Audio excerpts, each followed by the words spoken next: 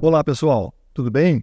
No oferecimento da Escola Vânia Palomo, Arte e Design, na Avenida Durval de Colau, 1241, telefone 3623-3969, estamos iniciando o podcast Arte em Palavras, um podcast voltado para divulgar e incentivar todas as formas de arte e de cultura e para trazer tudo o que está acontecendo no mundo do design, arquitetura, decoração, artes. Eu sou o João. E aqui comigo está a idealizadora e produtora do podcast, a Vânia Palomo. Tudo bem, Vânia? Olá, João Fernando, tudo bem? É um prazer para todos nós aqui da Escola Vânia Palomo estar dando mais um passo nesse novo segmento da escola, né? E a intenção é trazer novidade constante ao nosso público, o público que nos segue no ramo de arquitetura, decoração e design. O nosso convidado de hoje, Vânia, Vitor Minghini, nosso arquiteto, Vitor, urbanista, né, Vitor? E aí, vamos estar aqui hoje trocando umas ideias. Boa tarde, boa tarde. O Victor, na verdade, o Vitor Martins Minghini, ele é arquiteto e urbanista, formado pela Mackenzie em 2009, onde também cursou especialização em sustentabilidade e edificações. Tem especialização em habitação e cidade e em geografia, cidade e arquitetura, ambas pela Associação Escola da Cidade. Além disso, ele é mestre pela FAO, da Universidade de São Paulo, a USP. Atua profissionalmente no escritório Comune Arquitetura e é docente no Unifeob no curso de arquitetura. Vitor, seja bem-vindo ao nosso podcast e obrigado pela sua presença. Eu que agradeço, uma alegria muito grande por muitas razões. Estar aqui de volta na escola, que eu tenho um carinho muito especial, vindo para cá até um lugar nostálgico, assim, um sentimento de uma infância inteira. Então, uma alegria muito grande estar aqui, podendo conversar com vocês. Em especial, falar de um assunto que me interessa muito, falar do meu ofício, falar de arquitetura, que é tão especial e é uma coisa que interessa. Por isso, também, além de tudo isso, poder falar sobre arquitetura nos meios de hoje, a gente alcançar mais pessoas, vai ser uma alegria muito grande. Espero, como eu falei, ter assunto para tudo isso. Eu esqueci de colocar no currículo do Vitor que ele é ex-aluno da escola, né? Que talvez é um handicap bastante importante também. Também, né, Vitor? Hoje eu fui atrás disso com minha mãe, quando que eu tinha entrado na escola aqui, que eu fiquei com essa, não sei se você lembra, porque a gente lembra mais ou menos, mas eu acho que eu entrei com 6, 7 anos e saí com 14, 15 anos, então foi uma vida grande. Não foi aqui nessa escola, mas foi na outra escola que eu ainda lembro muito, muito bem. Oi, você chegou a fazer o preparatório para vestibular com a gente, né, Vitor? Muito legal. Isso. Temos muito para falar disso, hein? Se a gente começar por aí, hoje foi ativando as memórias lá do espaço, fui nos quadros ver as datas, para ver quando que era mesmo a exposição, enfim, teve tanta coisa que parece distante olhando assim hoje em dia, com o tempo passando, mas ainda é muito vivo. Ô, Vitor, quando a gente para pensar, de onde surge a ideia, vou ser arquiteto? O que levou a essa? Boa pergunta, Ivana, porque recentemente, nessas coisas lá do nosso curso, a gente estava falando com os alunos, contando um pouco dessa história, e aí, não sei se você tem ciência disso, mas acho que a culpa é quase toda sua sobre isso. Porque, de fato, na minha família não tive muitas relações com arquitetura em nenhum momento, assim, a não ser uma questão muito de criança, das ruas e andar pelas obras, mas acho que não tem nenhum caminho por aí. Mas eu me lembro muito nas aulas lá na escola, vendo os alunos fazendo preparatório, e você me falou da arquitetura, assim, acho que óbvio, tem uma questão do desenho que eu me entusiasmo muito, mas sem dúvida o caminho que me fez chegar na arquitetura foi com você. Acho que, se não literalmente, se não foi você que falou, Vitor, vai lá e faz arquitetura, acho que todos os caminhos, com certeza foi você que mostrou. Não sei se isso cheguei a falar em algum momento, então preciso até agradecer, assim, porque acho que foi um encontro na minha vida meio, eu acho que quase por acaso, assim, essas descobertas e essas conversas, essas questões que a vida mesmo nos mostra, mas com certeza tem tudo a ver com o tempo que eu passei lá com as pinturas, com a escultura, com o curso preparatório, foi lá que eu descobri que existia arquitetura e eu encontro feliz, assim, eu sou apaixonadíssimo pelo meu ofício, pela minha profissão, com todas as questões que tem difíceis pelo meio, mas ela me encanta muito. Incrível, Vitor, muito incrível. E hoje você está como professor, Sim. né? E o que te passa, o que te remete isso hoje? Você mudando a figura, né? Hoje eu sou professor. Então, a docência foi outra dessas questões meio casuais da vida, porque não era nenhum direcionamento durante a graduação. Eu ainda sou, gosto muito do projetar, assim, minha especialização, os caminhos que eu me envolvi com a arquitetura, que são muitos até, sempre de projeto, é a área que me interessa muito, do processo criativo, do desenvolvimento, isso é a área que eu gosto muito, mas a docência foi uma descoberta por essas conexões, assim como tive com você, eu tive uma pessoa que foi uma figura muito importante na minha trajetória, que chama Rubem Otero, ele foi um professor muito querido, que depois eu trabalhei com ele teve todas as bancas que eu tive na vida, ele me mostrou os caminhos, assim, eu fiz uma especialização em qual ele era coordenador, que foi especialização em habitação, e aí ele me convidou para fazer parte do corpo docente, como professor assistente nesse curso na Escola da Cidade, que era um curso de pós-graduação, e aí descobri que isso era um lugar de me sentir confortável, feliz em poder falar da arquitetura, porque tem algumas questões da arquitetura que é isso, né? Acho que da vida profissional, os dilemas que a gente tem, o prazo, o cliente, o custo, todas essas questões fazem parte, acho que, de qualquer profissão. Às vezes ela sufocava em muitos momentos, assim, ou ela frustrava o encantamento que eu tinha do processo, e na docência eu vi que tinha um lugar feliz, assim, fácil, é lógico que tem, o João sabe muito bem disso também, tem suas dificuldades, tem todo o seu processo, mas era um lugar que eu poderia falar daquilo que eu gostava muito da arquitetura, onde talvez eu não tinha muito espaço, assim, não reverberava muito, falar dos grandes mestres que eu admiro tanto, com os alunos eu tenho essa possibilidade. Então é um lugar que eu me encontrei seguro, assim, muito, muito legal. Poder falar disso, ter uma responsabilidade muito grande, né? Acho que você, quanto professora também, você ensinar, acho que... Mas a gente, quando faz isso com naturalidade, a gente vê os alunos crescendo e aprendendo, que eu acho muito feliz, assim, é uma realização muito grande. É muito gratificante. Exatamente. Você ver. Quando a gente fala de arquitetura, a gente tem que olhar também para um lado, que é a importância da arquitetura para o bem-estar da comunidade. Né? Tem várias profissões que nos remetem a esta conclusão.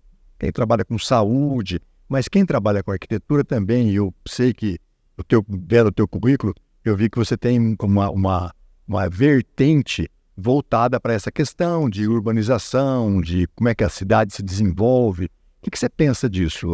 Qual que é a importância da arquitetura, o papel da arquitetura nisso? Olha, é imensa, né? Eu acho que talvez a sociedade talvez não reconheça isso tão clara, uma forma tão clara, assim, né? A questão do urbanista, que a gente leva no sobrenome, né? Na nossa graduação, que aqui no Brasil os cursos de arquitetura são também urbanistas, ele carece de um lugar de atuação, às vezes é muito reservado ao poder público, né? Essa atuação às vezes muito mais com políticas públicas do que de fato com o desenho da cidade, e a arquitetura ela ocupa um lugar no imaginário das pessoas, posso estar enganado, né? Ou generalizando de uma questão muito ampla, mas elas sempre são as casas de condomínio, né? São os projetos interiores, são outras questões, sempre é caro contratar um arquiteto, e acho que essa é uma militância nossa. Essa é a primeira visão que o leigo tem, né? Exato, e é uma culpa nossa, assim, a gente não conseguir quebrar muito das barreiras, né? A gente acaba fomentando muito isso, mas com certeza, acho que a responsabilidade que a gente tem enquanto desenho da cidade, dos espaços seguros, dos espaços de encontro, dos espaços de socialização, eles são totalmente resultado de um projeto, de um pensamento urbano. A gente tem modelos de cidade que talvez é uma das grandes realizações da humanidade, nesse lugar que a gente resolveu viver todo mundo junto no mesmo lugar, ocupando o mesmo espaço, compartilhando as coisas, e o desenho que a gente enfrenta, né? Muita segregação, muita separação, as cidades muradas. Eu acho que essa conversa que vai por muitas vertentes está dentro do nosso debate lá na academia.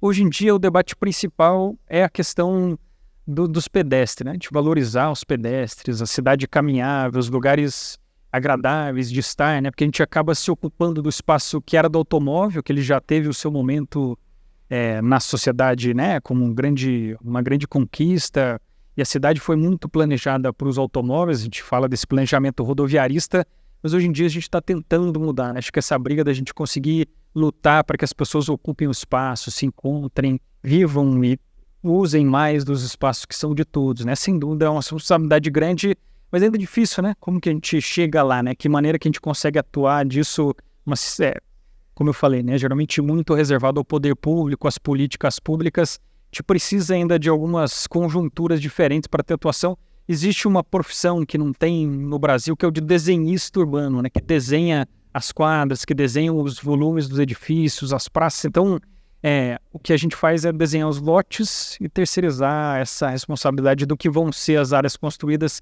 Então, ainda tem algumas possibilidades de atuação, mas é uma área que me interessa, mas que talvez atuei pouco. Assim, eu atuei muito em São Paulo, na época que eu trabalhei lá, minha especialização direcionada em habitação de interesse social.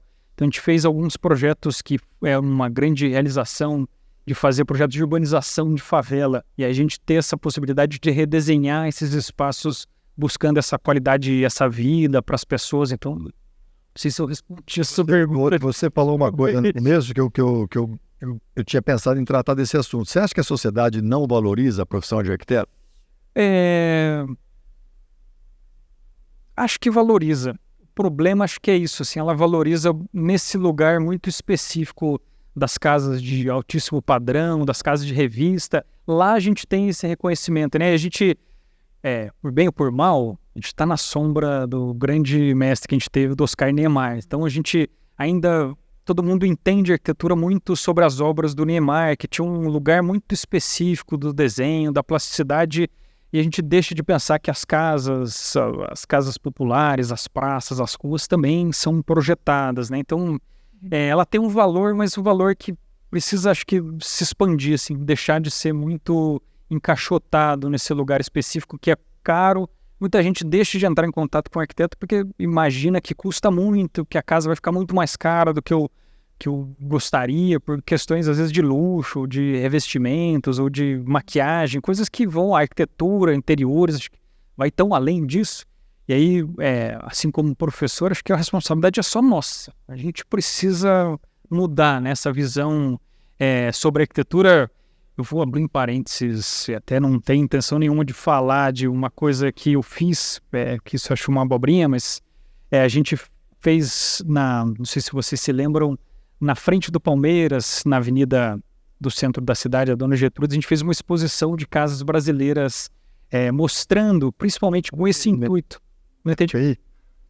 Era um PI da escola? Não, foi uma exposição que eu já tinha montado ela assim, a gente conseguiu viabilizar através da Unifiob do curso para estar lá na frente do Palmeiras, e as intenções eram falar de obras além do Niemeyer, porque a gente é isso, né? Sempre ele que aparece, a gente tem outros tantos, Lina Bobardi, Paulo Mendes da Rocha, tem grandíssimos arquitetos que às vezes passam meio a tangente, assim, de quem não conhece muito a fundo, e mostrar casas, né? Mostrar casas que podem ser feitas, porque hoje em dia, de novo, né? Por bem ou por mal, o Pinterest, o Instagram é quem ocupa desse espaço.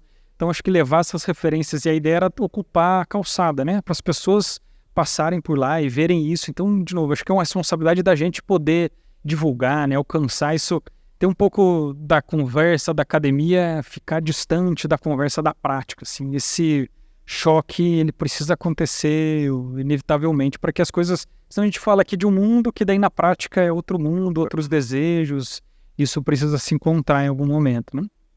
Ô, Vitor, você falou aí de vários arquitetos, inclusive Oscar Niemeyer, né? Que é um ícone para todo mundo que vai fazer arquitetura, né? Com certeza. Você tem algum de preferência que você se inspira nos seus projetos, ou que você tem essa paixão de tudo que acontece dentro desse lado profissional?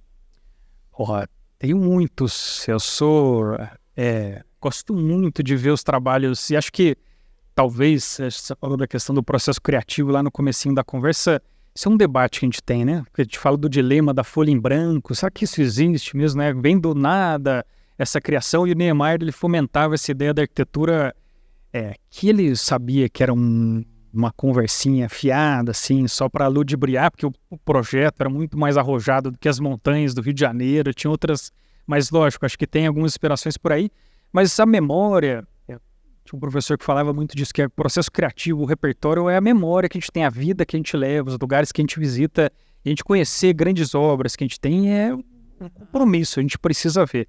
E aí, respondendo a sua pergunta, tem muitos brasileiros. Paulo Mendes da Rocha, ele é um arquiteto que eu acho incrível, assim. Ele é outro prêmio Pritzker, né, que é esse prêmio Nobel da arquitetura, como todo mundo fala, eu ganhei o maior premiação, reconhecimento de uma obra. Ele foi também premiado em 2006, mas ele é pouquíssimo falado, né? Ele não tem esse lugar de destaque, a figura dele, ele fez obras lindíssimas, morreu muito recentemente, em 2021, na época da pandemia, e deixou um legado incrível. Mas pelo mundo afora, assim, os japoneses são incríveis. Tem um casal japonês, que não um casal matrimônio, mas um homem e uma mulher que dirige um escritório que chama Sanaa, no Japão, que é incrível, assim, uma maneira de ver as coisas, um pensamento, e tem essa questão geográfica e cultural que muda muito a arquitetura. A gente tem uma característica da arquitetura brasileira muito reconhecida mundo afora, mas o Japão, incrível. Eu sou apaixonado por um arquiteto suíço que chama Peter Zumthor. Ele é fabuloso, e atualmente o meu namoro é pelos portugueses, assim, Álvaro Siza, Eduardo Souto de Moura, tem produções lindíssimas, assim. Então, o que não falta é coisa bonita para se ver de arquitetura, e tantos anos que a gente já produziu de arquitetura, e acho que copiar, a gente usar esses lugares para a gente adaptar para os nossos projetos é algo que é bom, não tem problema. Exatamente, né? Acho que posso falar uma besteira, mas acho que o Da Vinci tinha isso, né? Quem rouba um projeto, uma ideia, não é um crime. Eu não me falhe agora a memória, mas é isso, né? A gente está livre para copiar as coisas que realmente têm valor. É lógico que a gente nunca copia ipsis literis uma coisa, é sempre uma adaptação às condições do lugar, da insolação, do custo, das necessidades, mas os lugares que a gente tem para buscar essas informações são muitos, né? A gente tem muito tempo de arquitetura pelo mundo para a gente se inspirar. E aí, como professor, de novo, a minha batalha atualmente é a gente vencer um pouco o Pinterest, porque esse acesso da informação fácil, assim, ela é boa e ruim, né? Porque a informação é muito rápida, ela não tem valor, assim, eu busco e eu não sei quem fez, eu não sei de onde que veio, eu não sei... Também. E a gente deixa de buscar essas referências primárias que a gente talvez tem mais lastro, né? Ou tem mais peso, que a gente poderia trazer mais para dentro, e aí acho que é onde é a nossa batalha atualmente para conseguir vencer. Não sei como que são hoje as questões do acesso de inteligência artificial. Nossa. A inteligência artificial ajuda ou atrapalha? Não sabemos ainda, né? Eu tô com medo, para falar a verdade. Ela me assusta um pouco, assim, porque 6 meses atrás o que a gente via dessa produção já era surpreendente. Agora é quase inacreditável. Esse é o debate na arquitetura em especial, fala-se muito, né? Futuro acho precoce falar que a profissão vai acabar, né? Acho que a gente vai ter que saber lidar com essa questão. Eu acho que vai ajudar muito se a gente souber usar essa ferramenta como tudo que a gente tem, né? Acho que com bom uso, a inspiração hoje que a gente tem desses mid-journeys da vida, que são os geradores de imagem através de um prompt, é incrível, né? Porque geram inspirações, assim, de talvez caminhos ou lugares que a gente não estava pensando para um projeto, que ele mostra em 1 minuto. Isso acho que é o mais radical, né? Esse tempo que a gente já é sufocado hoje pela correria do dia a dia de trabalho, ele gera uma imagem em 1 minuto, aí acho que o nosso trabalho vai ser difícil de competir. Se entrega exatamente. É difícil. É muito acelerado, né? É difícil. Ô, Vitor, voltando um pouquinho aí no Oscar Niemeyer, né? A gente, quando conhece os projetos, vê as inspirações dele, Sim. né? E aí nós, chegando aqui no Carnaval, logo mês que vem, a gente pensa lá no Sambódromo, né? Como foi criado, né? Toda aquela história baseada na passista, né? Adele, né? Sim. Que ela deixou marcas e ele registrou todo o Sambódromo baseado nela, né? Você sabe um pouco dessa história? O que eu sei é por aí, assim. Também não conheço muito a fundo, mas esse folclore que estão por trás dos projetos, é isso, né? É bonito porque dá esse outro significado, né? Parece que o projeto alcança outros lugares do que se fosse uma arquibancada com um desfiladeiro, né, com um espaço de desfile, um desfiladeiro, um erro, um espaço para desfilar essa rua no centro, seria muito mais simples do que ele consegue alcançar com esses outros pensamentos. Acho que é aí onde está a beleza de tudo isso. Ô, Vitor, vamos falar um pouco da tua carreira objetivamente aqui em São João. Sim. Uma pessoa que procura um arquiteto, qual é a primeira preocupação do arquiteto? Do arquiteto ou da pessoa? Não, do arquiteto que recebe uma pessoa que está procurando. Porque normalmente a pessoa, quando vai atrás para construir a sua primeira casa, Sim. Ela tem que saber o quê?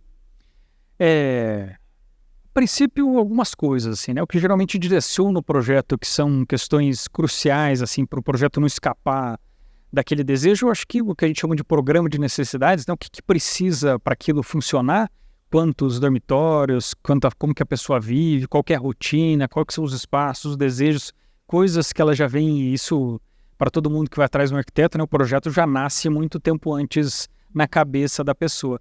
Mas é isso, acho que os parâmetros principais é a necessidade de uso e o que está atrás, que é o custo, né? Acho que o custo sempre é a baliza principal para essas decisões. E acho que, de novo, vale essa questão, né? Acho que entender que dá para fazer arquitetura de altíssimo nível e um custo muito mais controlado. Nem toda boa arquitetura é um custo sem limites, né? Acho que a gente tem lugares, como eu falei, né? De habitação de interesse social, de urbanização de favela, a gente consegue alcançar projetos tão bons quantos, com outras características, com outras necessidades. Mas, enfim, acho que isso geralmente lógico, o local, né? Acho que geralmente o local definido, mas é muito comum as pessoas procurarem também o arquiteto para ajudar na definição, né? Você acha que esse é um bom terreno, visando questões de topografia, insolação, acesso, tudo isso que está também por trás das definições de projeto, mas as necessidades programáticas e o custo, acho que são os parâmetros que dão início ao projeto. E quando surge uma diversidade de gosto entre a do arquiteto e a do cliente? O cliente tem um gosto, o arquiteto fala, mas... de gosto. Então, acho que aí de novo é o nosso compromisso, né? Porque a gente, hoje em dia, é uma das coisas que, não sei se me frustram.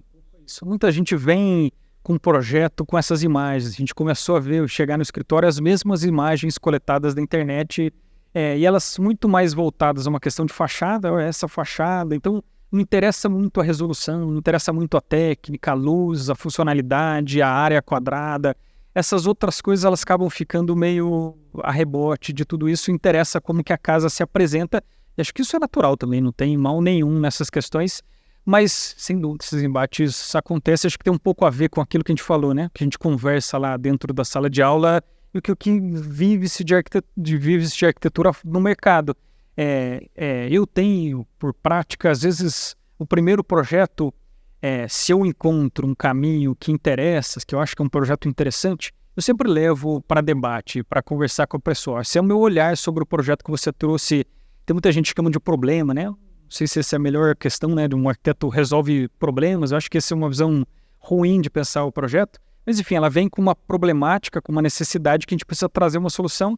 Você vem com aquele mundo construído e eu atendo aquilo lá, ela deixa de talvez imaginar outras possibilidades de projeto. Então, eu acho que eu gosto desse compromisso de, na primeira reunião, não sei se sempre é bem sucedido, mas teve casos já que funcionou, de mostrar, né? A arquitetura também pode ser isso, que tem a ver com questões de repertório, né? O que muitas vezes a pessoa que vem construir pela primeira vez, a pesquisa, a referência é os vizinhos, é o lugar que ela mora, é o condomínio, às vezes é a própria internet, mas ela não conhece talvez o universo da arquitetura que é muito mais amplo. Então acho que eu tenho essa responsabilidade de mostrar. Inclusive alternativas.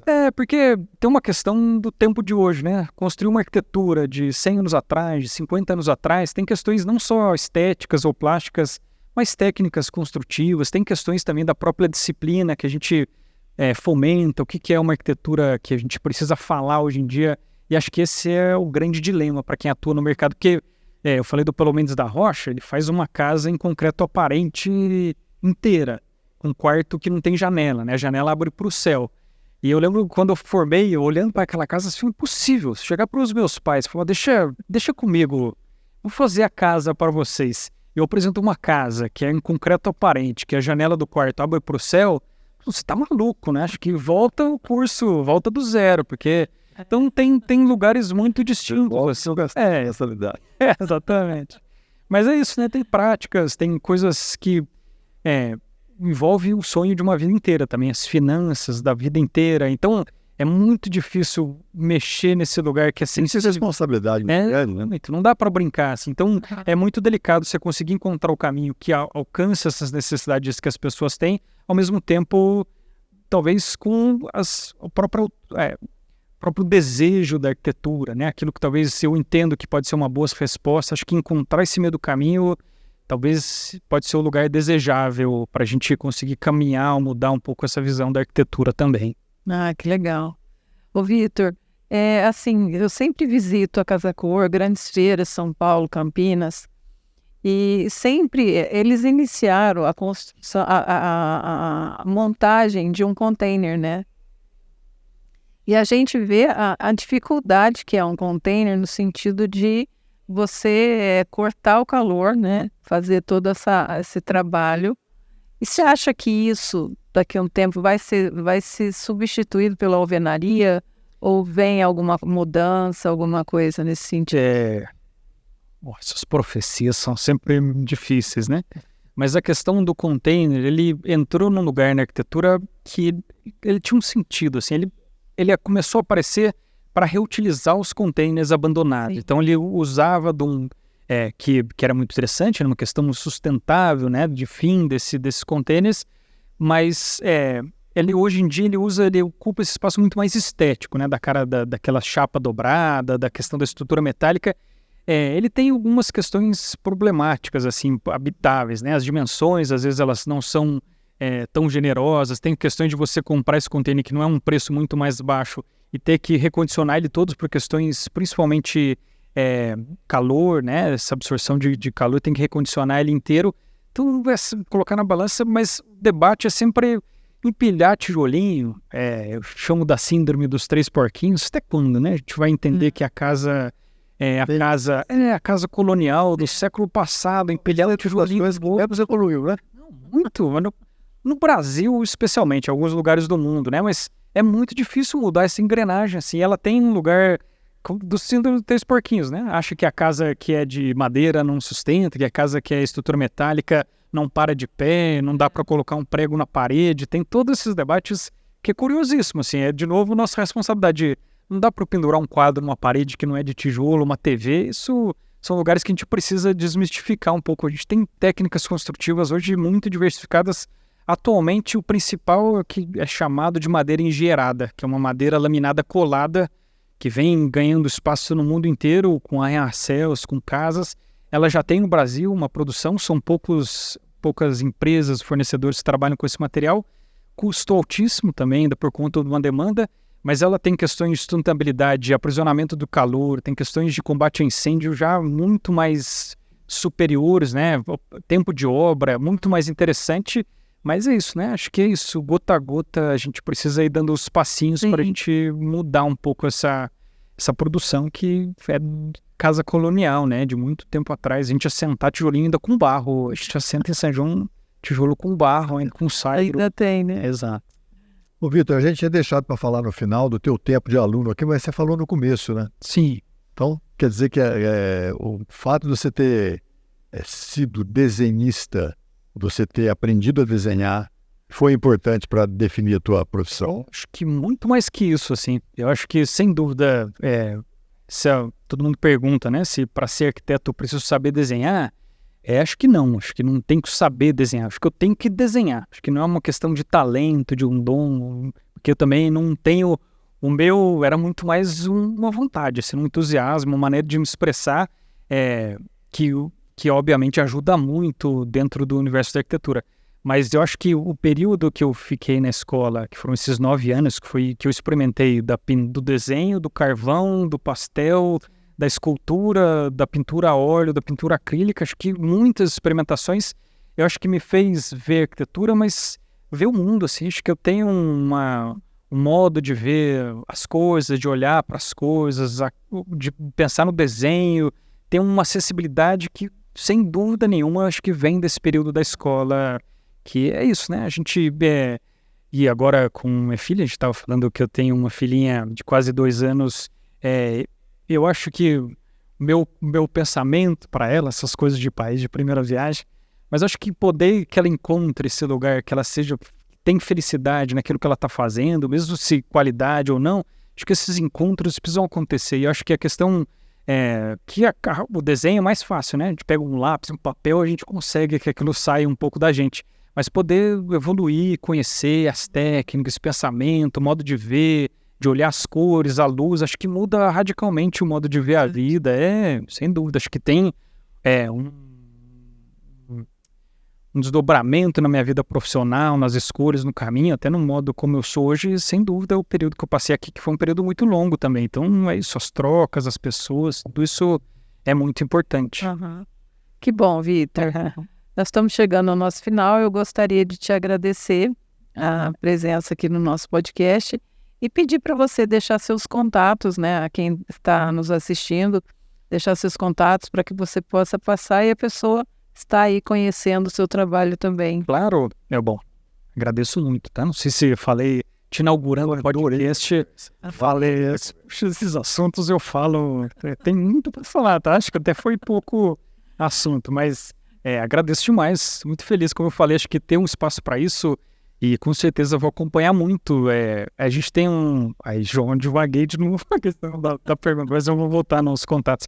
A gente poder falar mais, né? A gente não se encontra, os arquitetos, quem produz cultura, quem trabalha nesse ramo, é tão difícil a gente sentar para falar sobre isso, que um lugar como esse, acho que ele sem dúvida, muito bem-vindo, né? A gente poder escutar, falar em voz alta as coisas que a gente pensa sobre tudo isso, mas enfim.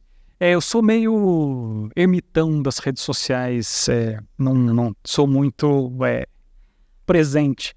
Mas, enfim, para quem quiser talvez conhecer minha produção na arquitetura, meu site é comune, comune.arc.br. Acho que lá tem os projetos, enfim, tem link para todo lado, telefones. Fico à disposição caso alguém queira conversar sobre outros assuntos, por favor, entre em contato. Obrigado pela presença, Vitor. Esperamos que a Caminho continue sendo aí um case de bastante sucesso, não só como arquiteto, mas como professor também, que eu sei que você é muito querido. Muito obrigado. Obrigado, Vitor, por ter aceito o nosso convite. Ótimo, eu que agradeço. Por hoje é só. Nos despedimos esperando que você tenha gostado de conhecer um pouco mais da vida e carreira desse importante arquiteto sanjoanense, o Vitor Minghini. Na Escola de Design e Artes Vânia Palomo, você encontra cursos de desenho, pintura, escultura, história em quadrinhos, design de interiores, software de projetos gráficos, tatuagem e preparatórios para o vestibular de arquitetura. Venha fazer uma aula experimental. Escola Vânia Palomo, Avenida Durval Nicolau, 1241, telefone 3623-3969. E não se esqueça, toda sexta tem podcast novo aqui no canal.